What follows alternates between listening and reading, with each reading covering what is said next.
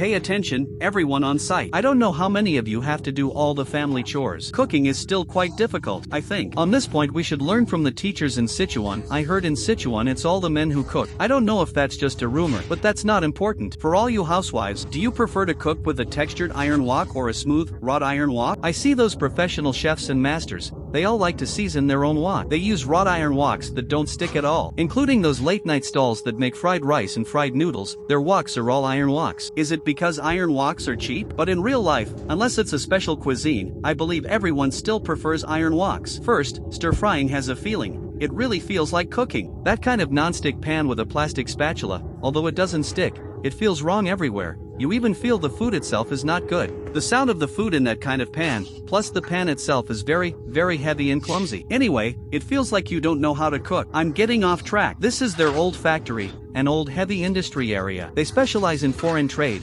making Teflon-coated pans for export to South Korea. But in terms of raw materials, it's not iron or stainless steel. It's basically collected scrap aluminum foil, plus some other industrial aluminum waste, all thrown into a furnace to melt together. On site you can hear a buzzing sound, but that's probably a 5-horsepower air compressor. So this sound is most likely not a medium-frequency electric furnace, but just an ordinary pit furnace, but with very high melting efficiency. The melting point of aluminum is actually not that high, it's below 1000 degrees, around 640 degrees it can become liquid. In liquid form, it looks a bit like Fanta. No, wait, this one is red, because there are impurities on top, so it looks especially red. How outrageous are the impurities? Look closely, 1 scoop is a huge spoonful. So this proves that saying, when buying slippers, you must buy pure white, solid colored ones, or EVA material. Otherwise it might be made from 8th or 9th hand recycled material. That's why some people feel their feet stink. Many times it's because of the slippers. If they get a little wet, that smell is terrible. Now in manufacturing, actually every industry uses some recycled material,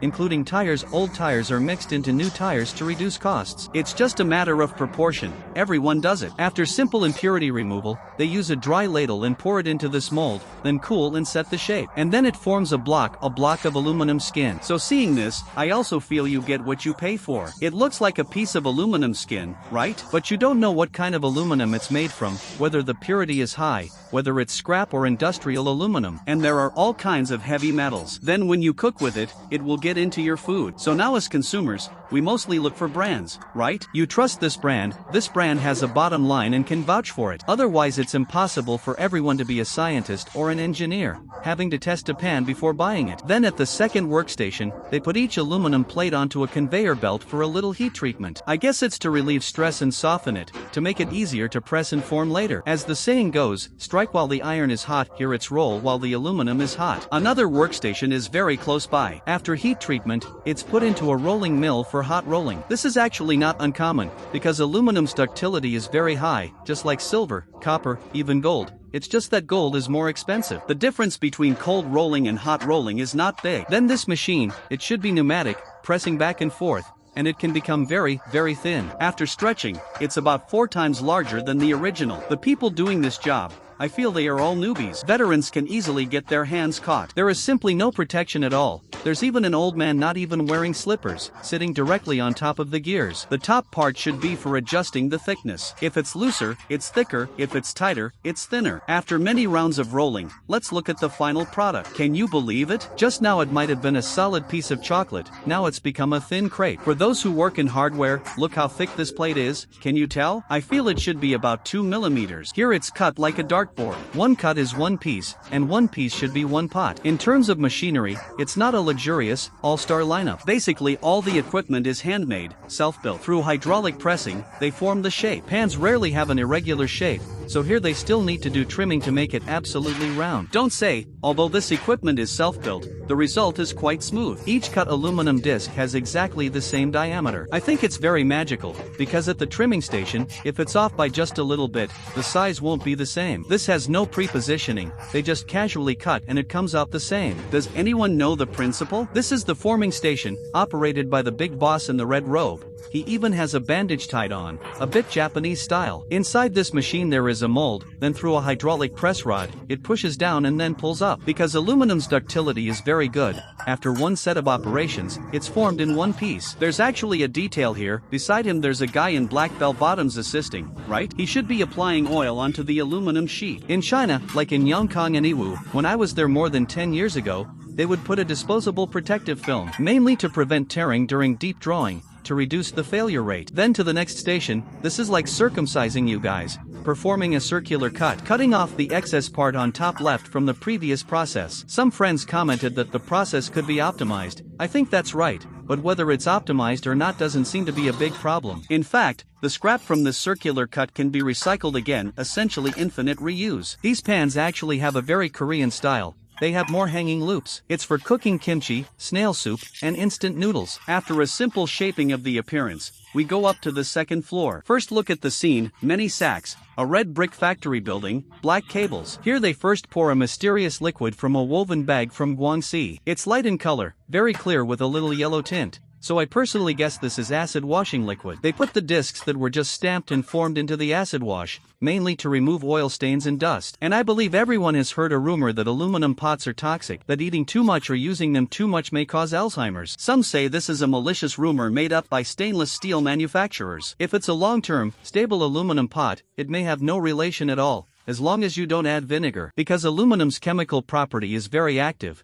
it has a dense aluminum oxide film. If you add vinegar, acidic or alkaline things, it may destroy it, and cause the raw metallic aluminum to release some of its elements. If the human body absorbs it long-term using this pan, it may cause Alzheimer's. It sounds very reasonable. Is it a rumor? But it seems there's no research showing it. I believe when we were kids many families used aluminum pots. Where I am in Jiangxi, when I was little most people in the village didn't use rice cookers. They cooked a whole day's rice in the morning. First put the rice in an iron pot to cook, scoop out part of the rice, put it into an aluminum pot to steam, and one cooking lasts for 2 meals a day. I actually ate like this for more than 10 years. Do you think I look like a fool? I believe you will definitely say yes. Because this is a non-stick pan, it must have one thing, which is Teflon. Its scientific name is polytetrafluoroethylene, PTFE. Actually Teflon is DuPont's trademark for its PTFE product. So theoretically it's also a DuPont product. This is normal temperature spraying, just like spray painting. Inside the pot's inner liner, they spray a layer of this coating. This coating generally cannot be heated above 260 degrees,